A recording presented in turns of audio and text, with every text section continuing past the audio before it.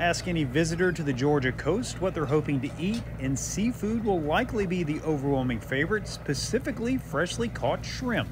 However, the industry has really struggled over the past year due mainly to overseas competition. You know, it's no secret that shrimp's the #1 type of seafood we eat here in this country, and that there's a large dependence on foreign shrimp. But because of the pandemic and because of market shifts, you had a lot of foreign shrimp flood the market this past year that weren't able to, in previous years get here.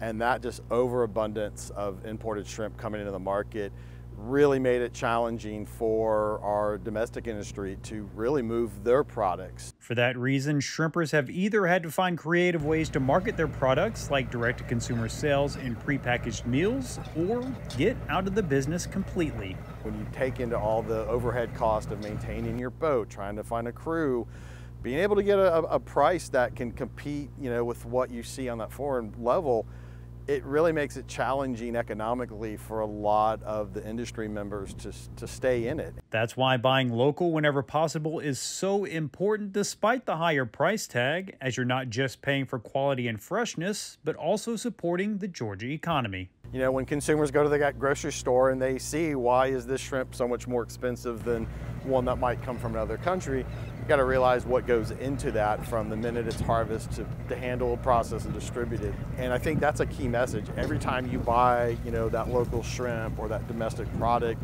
you're helping to provide some economic stability in a very challenging environment right now for our industry. And it's been that way for the past decade, which is why the future of Georgia's shrimping industry is in such doubt, with the next generation looking for other options. Traditionally, shrimping and a lot of our commercial fishermen, these are typically, traditions that were passed on through generations, and a lot of that younger generation are saying, we're not going to get into it. And so there is that concern of where is our industry going to come from, because it's not just the fishermen themselves, but do we have the processors? Do we have the distributors? I mean, when we look at our food systems, whether we're talking about a land-based ag product or a fish, we have to have an intact food system. And that is something that has made it more and more challenging for people to stay in. It's a harsh reality that could have a major impact on a number of communities along coastal Georgia.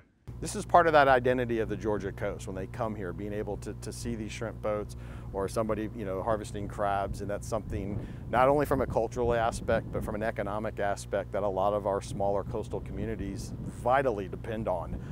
And it has ramifications through tourism and other sectors along our coast. Reporting from Brunswick, I'm Damon Jones for the Farm Monitor.